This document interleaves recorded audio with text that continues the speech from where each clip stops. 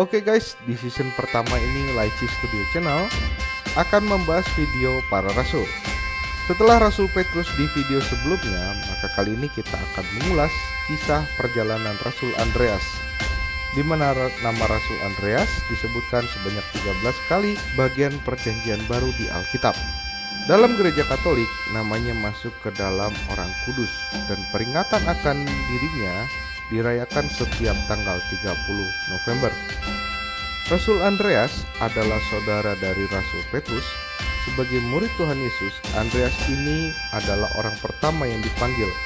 Oleh karenanya, ia dijuluki Rasul Protokletos dalam bahasa Yunani. Dalam tradisi gereja timur, dikatakan bahwa Rasul Andreas memiliki penerus apostolik, yaitu di gereja Konstantinopel. Nah, sahabat Laici, mari kita saksikan kisah perjalanan Rasul Andreas ini, mulai dari kelahiran saat menjadi murid, dan karyanya hingga kemartirannya. Selamat menyaksikan. Yang pertama, kelahiran dan asal-usul. Rasul Andreas berasal dari Betsaida, dekat Danau Galilea. Bahkan di dalam Injil Yohanes 1 ayat yang ke-44 dikatakan bahwa Petrus dan Andreas itu satu kota dengan Filipus. Rasul Andreas dalam Injil Sinoptik hampir sebagian besar dikatakan bahwa ia adalah saudara Simon Petrus. Maka dapat dikatakan pula bahwa Andreas dan Simon Petrus adalah kakak adik atau saudara kandung satu bapak, yaitu Yunus atau Yona. Jadi bisa dikatakan juga Andreas bin Yona. Terlahir sekitar tahun 5 Masehi ya atau 5 Anno Domini, merupakan seorang keturunan Yahudi Tulen. Namun namanya ternyata berasal dari logat nama Yunani, yaitu Andreas. Andreas memiliki arti yaitu jantan, lelaki atau pemberani, atau juga bermakna lelaki pemberani. Wah, laki-laki banget ini namanya ya. Bernama seperti Yunani mengindikasikan bahwa keluarganya sangat terbuka dengan kebudayaan Yunani. Mengingat daerah Galilea sendiri merupakan salah satu kota niaga pada waktu itu, menjadi pusat atau tempat persimpangan orang-orang Eropa yang mau ke daerah Asia. Bahkan juga orang Yunani banyak yang singgah di sana. Berbeda halnya dengan Yerusalem. Andreas berprofesi sebagai nelayan, seperti saudaranya Simon. Di dalam Matius 4 ayat 18 dan Matius 10 ayat 2, ia tinggal awalnya di Betsaida, dekat Danau Galilea. Kemudian ia pindah ke Kapernaum saat Simon Petrus menikah dan tinggal bersama dengan mertuanya. Kemudian Andreas tinggal bersama dengan Petrus di Kapernaum, tempat kediaman mertua Simon Petrus. Kapernaum sangat dekat dengan Danau Galilea, sehingga memudahkan mereka untuk mencari ikan. Tercatat dalam Markus 1 ayat 29.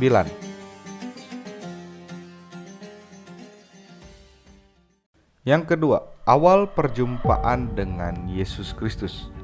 Pada awalnya, Andreas adalah murid Yohanes Pembaptis. Menurut buku Ensiklopedia Orang Kudus tulisan Pater Adolf Heuken, SJ, halaman 54-5, dikatakan bahwa Andreas adalah seorang Yahudi yang saleh. Ia selalu merenungkan kitab suci. Ia mengetahui janji Tuhan akan mengutus Mesias, juru selamat manusia. Maka ia pergi mengikuti bisikan hatinya, meninggalkan tempat tinggalnya dan mengikuti Yohanes Pembaptis di tepi sungai Yordan. Dari tulisan buku ensiklopedia ini, kita mendapatkan informasi bahwa Andreas mulai meninggalkan kediamannya dan menuju ke tempat Yohanes Pembaptis untuk menjadi muridnya dan ingin mencari tahu mengenai hal Mesias. Andreas ternyata adalah pribadi yang sangat menantikan kehadiran Sang Mesias. Kemudian di dalam buku tersebut juga dikatakan bahwa suatu hari datanglah seorang muda. Malam harinya Andreas tidak bisa tidur, pikirannya menerawang dan diliputi tanda-tanda tanya besar. Keesokan harinya, saat Yohanes Pembaptis menuju kepada Yesus yang sedang lewat, kemudian berkata, "Dialah Adolf Heuken, SJ atau Serikat Jesuit." Dalam buku Ensiklopedia Orang Kudus dikatakan bahwa murid lain yang dimaksud adalah Yohanes Rasul dan sekaligus teman sekampung Andreas. Saat mereka berdua menghampiri Tuhan Yesus, kemudian Tuhan Yesus berkata, "Rabi," atau berarti guru, "di manakah engkau tinggal?" Tanya mereka Andreas, maka ia segera bertolak menemui saudaranya, yaitu Simon Petrus. Saat Andreas berjumpa dengan Petrus, ia mengatakan, "Kami telah menemukan Mesias," serunya dengan gembira kepada Petrus, saudaranya. Tercatat dalam Yohanes 1 ayat 41. Dia tidak menyimpan kegembiraan ini untuk dirinya sendiri, namun segera membagikan pengalaman perjumpaannya dengan Kristus untuk pertama kalinya kepada Simon, saudaranya.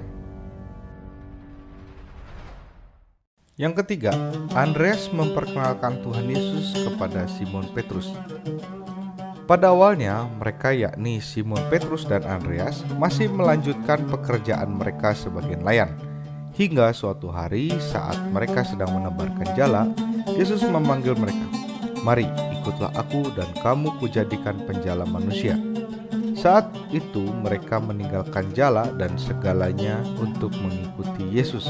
Ini seperti diceritakan dalam ketiga Injil Sinoptik, yaitu Matius 4 ayat 18-20, Markus 1 ayat 16-18, dan Lukas 5 ayat 1-11. Dari ketiga Injil Sinoptik tersebut diceritakan bahwa Tuhan Yesus akhirnya berjumpa kembali dengan Andreas dan Petrus. Kemudian kedua saudara ini memutuskan untuk meninggalkan profesinya sebagai nelayan dan mengikuti Tuhan Yesus.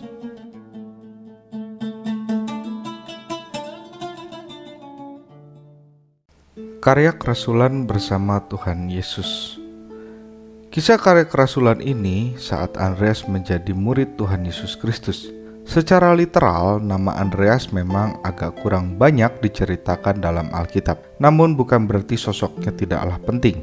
Di dalam Alkitab, nama Rasul Andreas disebutkan sebanyak 13 kali dalam kitab Perjanjian Baru. Apa saja yang tertulis mengenai Rasul Andreas yang dituliskan dalam kitab Injil? Mari kita bedah. Yang pertama, perjumpaan Rasul Andreas dengan Yesus Kristus sebelum menjadi murid Yesus Kristus. Tercatat dalam Yohanes 1 ayat yang ke-29, Matius 4 ayat 18-20, Markus 1 ayat 16-18, dan Lukas 5 ayat 1-11. Yang kedua, tokoh Andreas sangat mendambakan kehadiran Sang Mesias. Ini tercatat dalam Yohanes 1 ayat yang ke-41.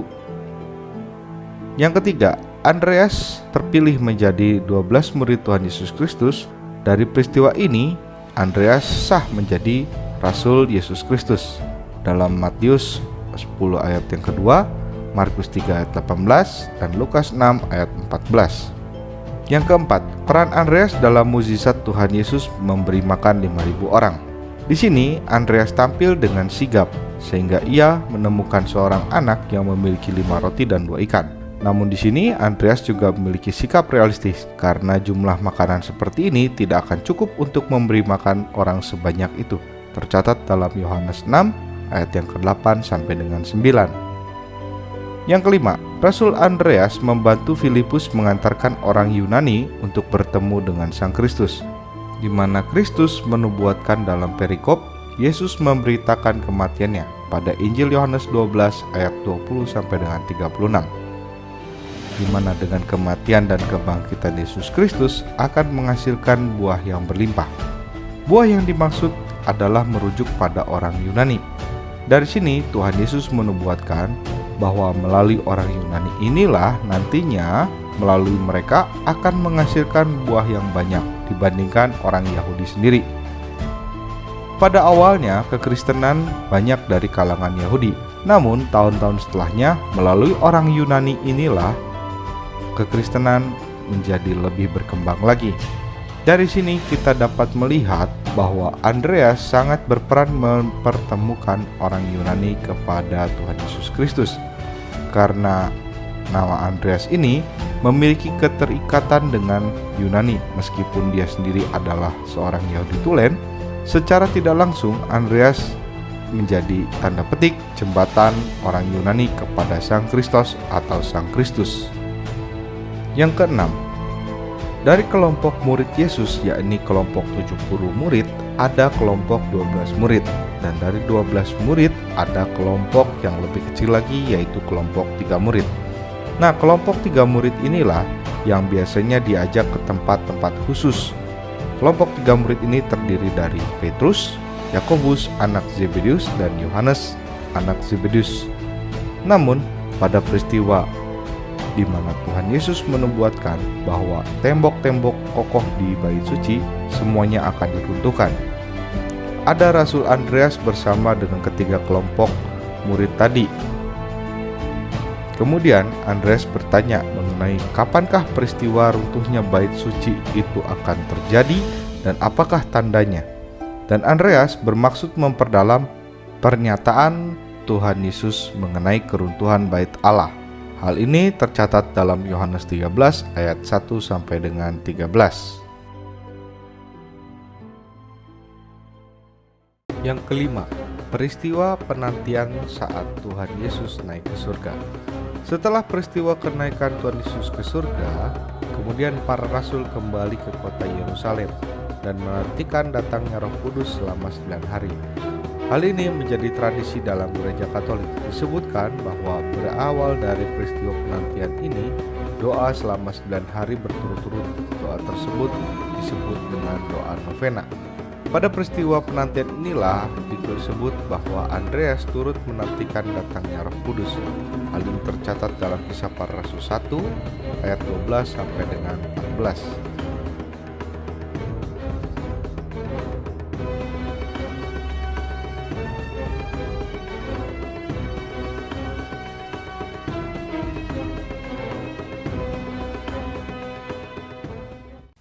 Kisah karya Andreas pasca Pentakosta. Ada beberapa versi mengenai kisah Rasul Andreas terkait dengan karya pewartaannya. Salah satu yang admin rangkum di sini adalah dari tulisan George Alexandrou dalam blog Orthodox Christianity. Untuk linknya ada di kolom deskripsi. Di dalam blog tersebut dikatakan Rasul Andreas dalam mewartakan karyanya terbagi menjadi 4 rute. Namun dalam video kali ini admin hanya menampilkan 2 rute yang cukup detail. Secara khusus untuk rute yang ketiga dan keempat, mohon maaf admin belum bisa sampaikan dengan lengkap karena ada beberapa kontroversi mengenai perjalanan pada rute tersebut. Nah, kalau Sobat Laici ingin lebih dapat nih infonya seperti apa, nanti admin kasih link yang ada di kolom deskripsi, bisa dilihat ya, bisa dibaca oleh Sobat Laici sekalian di blog tersebut. Berikut ini adalah 2 rute utamanya.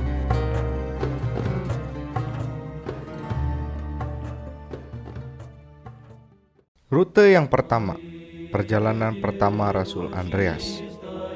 Rasul Andreas pertama kali berkhotbah di Yudea kepada orang Samaria dan di Gaza, yang pada zaman Kristus kebanyakan dihuni oleh orang Filistin. Filistin di sini adalah Filistin Yunani maksudnya.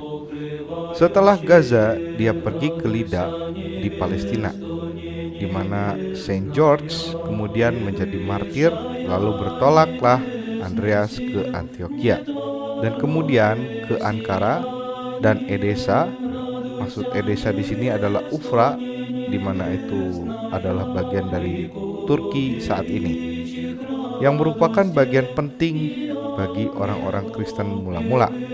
Setelah dari Edessa atau Ufra tadi, beberapa tradisi Ortodoks mengatakan bahwa Santo Andreas atau Rasul Andreas pergi ke kota Yunani Bizantium, yang di kemudian hari Bizantium ini berubah nama menjadi Konstantinopel.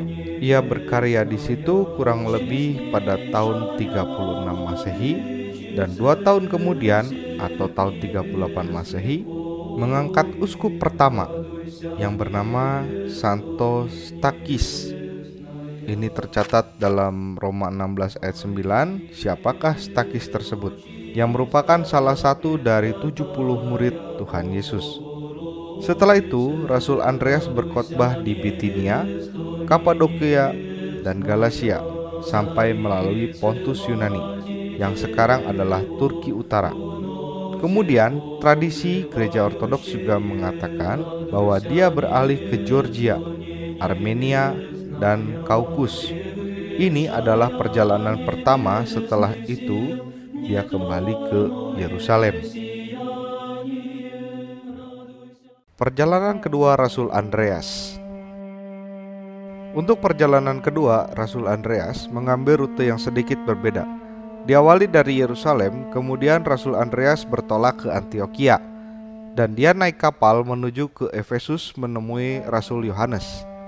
Dalam perjalanan dia ke Efesus, Rasul Andreas singgah ke Siprus selama beberapa hari di Tanjung Saint Andrew. Menurut tradisi Siprus, karena awak dan penumpang membutuhkan air segar dan ini adalah tempat gurun, dia pergi ke darat dan berdoa sampai air keluar dari sebongkah batu. Kemudian Rasul Andreas melanjutkan perjalanannya ke Efesus. Setelah Efesus, dia pergi ke Nisea atau disebut juga Konstantinopel atau yang nanti disebut juga Bizantium, di mana dia tinggal selama beberapa waktu di sana. Dari Bizantium atau dari Nikea Konstantinopel, Rasul Andreas pergi ke arah Pontus dan ke arah Georgia. Dari Georgia, beberapa tradisi mengatakan bahwa ia turun ke Parthia atau Persia melalui jalur Kurdistan dan kemudian lebih jauh lagi ke Sinosephaloi di gurun Gerozida yang sekarang ini bernama Balochistan, dekat dengan pantai dan perbatasan Pakistan Iran saat ini. Sinosephaloi ini adalah manusia berkepala anjing. Jadi Sinosephaloi ini merupakan suku primitif yang sama yang ditemukan oleh The Great Alexander, orang Yunani atau orang Makedonia, dalam perjalanannya menuju pantai Laut Gurun Gedrosian yang modern saat ini disebut dengan Makran di Pakistan. Beberapa sumber lain mengatakan bahwa Rasul Andreas berada di wilayah timur laut Pakistan. Dan menurut George Alexandro dikatakan bahwa orang-orang di daerah Pakistan ini mereka menyayat pipi mereka dari mulut ke telinga sehingga semua giginya terlihat. Menurut tulisan teks Syriak, ketika Rasul Andreas pergi ke orang-orang Sinosephaloi ini, mereka berubah menjadi manusia normal. Menurut pendapat George Alexandro, setelah mereka menerima baptisan, mereka berhenti melakukan hal-hal ini. Dalam kitab Ulangan, di sana diajarkan untuk tidak melukai atau merusak wajah sendiri. Jadi ini adalah bagian dari warisan apostolik yang diajarkan oleh Rasul Andreas kepada orang-orang ini. Sumber Syriak juga mengatakan bahwa ketika Rasul Andreas pertama kali melihat orang-orang semacam ini, dia merasa ngeri. Dia panik dan melarikan diri ke pantai untuk melompat ke dalam perahu. Tetapi ketika ia sampai di pantai, dia mencium bau dupa dan menyadari bahwa Tuhan sendiri telah membimbing perahu ke sana. Andreas bahkan bertanya kepada Tuhan pada awalnya seperti ini, "Mengapa engkau membawa saya ke tempat ini?" Jadi setelah dari peristiwa tersebut, dari tempat ini dikatakan bahwa Rasul Andreas dari Pakistan langsung menuju ke Afghanistan di jalur sutra ke Sogdiana, sekarang yang bernama Samarkand, dan Bokhara di Uzbekistan. Tidak jauh dari perbatasan Cina Barat yang bernama Sohyok, dalam bahasa Cina berarti provinsi kuno. Bagaimanakah Rasul Andreas bisa pergi ke Sogdiana? Para arkeolog dan sejarawan telah menemukan rute jalur sutra, dan jelas bahwa jalur itu sangat mudah diakses. Semua penulis biografi kuno dalam hidupnya mengatakan bahwa Rasul Andreas pernah berada di Asia Tengah. Menurut catatan Epiphanius, seorang sejarawan biarawan abad ke-9 Konstantinopel, Rasul Andreas juga pergi ke utara China, ke tanah Skythian Massagieta dan Masakas, tempat lahir orang Bulgaria dan Turki di persimpangan Mongolia saat ini, Kazakhstan dan Altai. Suku Proto-Bulgaria, Ungrik dan Troharians, dan juga ke pegunungan Kalbin di Altai, Siberia. Rute dari Sogdiana ke tanah Massagieta adalah rute yang tidak digunakan orang Romawi, Yahudi, dan Yunani. Ini adalah jalan yang digunakan suku nomaden ketika mereka mengumpulkan pembayaran dari China untuk melindungi jalur sutra. Tradisi daerah mengatakan bahwa Rasul Andreas ada di sana dan ia diterima oleh para pengembara ini yang dianggap sebagai beberapa orang paling biadab pada waktu itu. Rasul Andreas diperlakukan dengan baik di sana karena tidak ada catatan kecelakaan di tempat-tempat ini. Ini adalah Skythia Timur, bukan Skythia Barat yang merupakan Ukraina dan Rusia. Dan orang China sangat takut kepada orang-orang Skythia Timur. Trokarians yang tinggal di daerah ini adalah orang Nordik yang kulit putih dengan mata biru, rambut pirang dan janggut merah yang tinggal di Cina dan di Mongolia. Rasul Andreas kembali dari Altai dan masih mengikuti jejak tradisi lokal. Setelah itu Rasul Andreas mengambil rute yang berbeda menuju ke Laut Kaspia melalui stepa, di mana menurut banyak tradisi dan teks awal ia berkhotbah kepada Alans. Dari sana dia pergi ke Kurdistan, di mana ia hampir mati secara martir. Namun ia berhasil melarikan diri dan kembali ke Yerusalem. Perjalanan Rasul Andreas ke Afrika. Di situ dikatakan Rasul Andreas mengadakan perjalanan ke Afrika dan ia bertemu Rasul Matias. Rasul Matias di sini adalah pengganti Yudas Iskariot. Sebuah cerita apokrif yang sangat berwarna dan fantastis. Dalam perjalanan misinya yang ketiga, Rasul Andreas diminta untuk pergi dan membantu Rasul Matias karena Rasul Matias telah ditangkap oleh antropofagi yang merupakan suku pemakan manusia atau kanibal. Setelah itu Andreas kembali ke Yerusalem. Perjalanan Andreas ke arah utara. Rasul Andreas memulai perjalanan terakhirnya dari Yerusalem. Dikatakan bahwa dia kembali ke Pontus, lalu ke Georgia, kemudian ke Kaukus dan ke Laut Azov di Rusia Selatan. Dan dari sana ia pergi ke Donetsk, ke Crimea dan Sungai Dnepr di Kiev dan ke Skythia di Ukraina. Di Crimea, tempat dia tinggal bersama orang-orang Yunani di Sebastopol dan Kherson, adalah komunitas Kristen abad pertama yang diorganisir oleh Rasul Andreas sendiri. Dari Crimea dan Kiev di Ukraina, dia pergi ke arah utara menyusuri sungai ke tempat yang sekarang disebut sebagai Moskow. Kemudian Rasul Andreas pergi ke Novgorod dan kemudian ke Danau Ladoga atau Falam. Narasi awal tertulis bahwa rute yang dilalui Rasul Andreas ini adalah rute yang memungkinkan dia lalui, mengingat tempat ini adalah jalur perdagangan mulai dari Crimea ke Rusia Utara dan Karelia. Adanya aktivitas perdagangan di daerah ini membuktikan bahwa banyak koin Romawi dan Bizantium yang ditemukan di Falam dan Karelia. Ada juga tradisi lokal yang mengatakan bahwa dia pergi ke Solovki dan mereka telah menemukan beberapa koin yang sangat tua di Kepulauan Solovki dan Laut Putih yang menggambarkan Rasul Andreas. Tetapi hal ini tidak dapat diklaim bahwa Rasul Andreas pernah ada di sana, hanya atas dasar menemukan koin. Dengan adanya penemuan koin ini, kemungkinan bahwa Rasul Andreas pernah mengunjungi area Solovki. Namun, bukti sejarah masih belum cukup kuat. Meskipun tidak ada teks yang lebih tua, namun pada catatan dari Danau Ladoga dan Falam bukanlah hanya cerita legenda, melainkan sebuah tradisi. Catatan tradisi ortodoks memiliki teks Rusia abad ke-11 dan mereka juga memiliki catatan tradisi Falam itu sendiri. Dari Falam tampaknya Rasul Andreas pergi ke Laut Baltik, kemudian mungkin ke arah Skotlandia dan kembali ke Baltik, meskipun seperti yang dikatakan sebelumnya ini masih belum dapat dipastikan. Kemudian melalui Polandia dan Slovakia ke Rumania, dan di mana ia menetap selama 20 tahun. Akhirnya dia kembali ke Sebastopol di Crimea, lalu ke Sinope, lalu ke Yunani, dan berakhir perjalanannya di Patras. Itulah tadi perjalanan Andreas yang ditulis menurut George Alexandro dalam blog Orthodox Christianity yang admin rangkum di sini. Hal ini supaya menjadi pengetahuan dari sumber lain.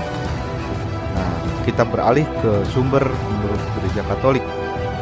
Disebutkan di dalam kitab Oration 33 ayat ke-10, tulisan Bapak Gereja George Nazarius, demikianlah Yudea adalah rumah Petrus, sebagaimana Paulus di tengah para bangsa, Lukas dengan Akhaya, Andreas dengan Epirus, Yohanes dengan Efesus, Thomas dengan India, Markus dengan Italia, dan seterusnya. Di sini dikatakan bahwa Bapak Gereja Gregorius Nazarius bahwa karya Andreas sampai pada Epirus. Epirus ini adalah dalam dunia modern ini merupakan wilayah administratif di barat laut Yunani. Itu berbatasan dengan wilayah Makedonia Barat dan Tesali ke timur, Yunani Barat ke selatan, itu laut Ionia, dan kepulauan Ionian ini ke barat dan Albania ke utara. Wilayah ini memiliki luas sekitar 9.200 km persegi atau 3.600 mil persegi. Selanjutnya, catatan Bapak Gereja Eusebius dalam Historia Ecclesiastica, kitab ketiga, bab 1 ayat 1 dikatakan bahwa sementara itu, rasul-rasul yang kudus dan murid-murid penyelamat kita menyebar ke seluruh dunia. Menurut tradisi, Partia diserahkan kepada Thomas sebagai ladang karyanya, Skythia kepada Andreas, dan Asia kepada Yohanes yang meninggal di Efesus setelah sekian lama tinggal di Asia. Menurut tulisan kronik Nestor, Nestor ini adalah seorang biarawan dari Ukraina.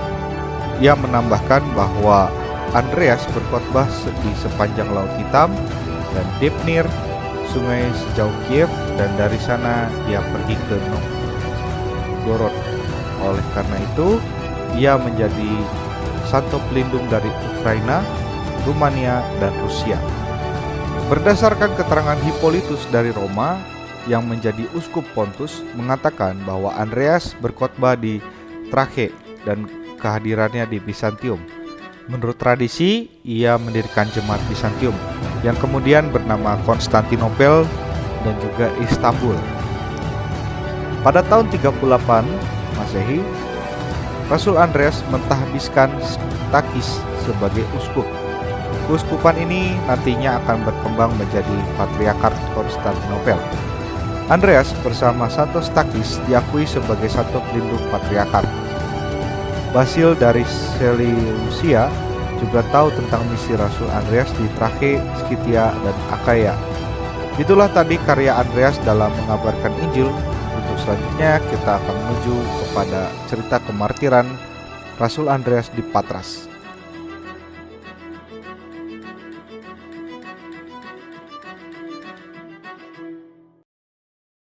Yang ketujuh, kemartiran Rasul Andreas. Dipercaya bahwa Andreas menghabiskan masa-masa akhir hidupnya di Skythia yang terletak di bagian utara Laut Hitam. Namun sebuah buku kecil yang dituliskan sekitar tahun 260 Masehi berjudul Act of Andrew menceritakan bahwa Andreas memberitakan Injil di daerah Makedonia dan mati martir di Patras, Yunani. Menurut sejarawan abad 15 bernama Dorman Newman, Andreas pergi ke Patras, Yunani, bagian barat di mana Gubernur Roma Aegates berdebat dengan Andreas tentang kekristenan. Saat itu, Gubernur Aegates mencoba meyakinkan Andreas untuk meninggalkan kekristenan, sehingga dia tidak perlu disiksa dan dihukum mati. Namun Andreas tetap teguh dengan pendiriannya dan mengalami siksaan. Saat ia akan dihukum mati, Andreas meminta ia disalibkan dengan salib berbentuk X, karena ia merasa tidak layak dihukum mati menggunakan cara yang sama seperti Yesus Kristus. Dengan salib berbentuk X membuat kemartiran Andreas lebih lama. Namun saat ia disalib selama 2 hari, ia masih bisa terus berkhotbah kepada orang-orang yang lewat di situ. Banyak orang yang melihat hukumannya pada saat itu. Salib X ini yang kita kenal sebagai salib Andreas. Sebelum meninggal, ia disiksa dengan dihukum cambuk oleh 7 tentara dan diikat di atas kayu salib itu. Dengan cara demikian, mereka bisa memperpanjang rasa sakit dan masa siksaannya. Seorang pengikut Andreas yang turut menyaksikan hukuman Andreas menceritakan perkataan yang telah diucapkan Andreas sebelum ia meninggal dunia. Ternyata keinginan dan cita-cita saya bisa terkabul, di mana saya bisa turut merasakan saat-saat disiksa dan disalib seperti Yesus Kristus.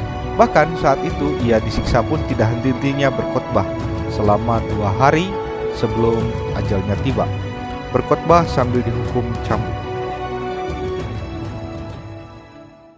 Yang ke-8, salib Andreas menjadi logo di Skotlandia. Santo Andreas juga dihormati sebagai santo pelindung untuk negara Skotlandia. Bendera negara Skotlandia adalah gambar dari salib Santo Andreas. Kisahnya adalah sebagai berikut. Suatu ketika, Raja Skotlandia bernama Angus MacFergus menghadapi serbuan dari bala tentara musuh yang sangat besar. Ia kemudian berdoa memohon bimbingan Tuhan. Secara ajaib, ia melihat sebuah awan putih berbentuk saltir atau salib berbentuk X, lambang dari Santo Andreas, yang melayang di langit biru di atas kepalanya. Raja Angus kemudian berdevosi kepada Rasul Andreas dan memenangkan perang yang sangat menentukan masa depan kerajaannya. Sejak saat itu ia memutuskan bahwa Rasul Andreas akan menjadi santo pelindung bagi Skotlandia. Menyusul kemenangan Robert Bruce pada pertempuran Bannockburn pada tahun 1314 atau 1314, deklarasi dari Arbroath dengan resmi menyatakan bahwa Rasul Andreas atau Santo Andreas adalah santo pelindung dari Skotlandia. Di kemudian hari, gambar saltir diresmikan menjadi bendera nasional negara Skotlandia pada tahun 1385. Yang ke-9, inspirasi Rasul Andreas. Belajar dari kisah kesediaan dan kesetiaan Rasul Andreas, kita hendaknya semakin bertekad untuk tekun setia menjadi murid dan rasul atau utusan Tuhan hingga akhir hayat kita. Tekad kita ini akan semakin teguh bila ada ruang dan waktu dalam hidup harian kita untuk merenungkan kebenaran-kebenaran sejati yang kita temukan dalam pengalaman dan berbagai peristiwa, dan hal ini kita alami dan kita saksikan. Kebiasaan membaca dan merenungkan sabda Tuhan tentu saja akan semakin menetapkan tekad kita, karena sabda Tuhan adalah kompas sejati penuntun langkah hidup kita dalam segala situasi. Keyakinan yang teguh pada kebenaran sabda Allah akan menumbuhkan pula niat luhur dan tekad berapi-api seperti Rasul Andreas menjadi utusan Allah untuk mewartakan kebenaran tentang kerajaan Allah melalui kata dan tindakan serta pengabdian kepada Allah dan sesama secara total hingga akhir hayat pula. Itulah tadi kisah tentang Rasul Andreas. Semoga bermanfaat. Sampai jumpa di video selanjutnya.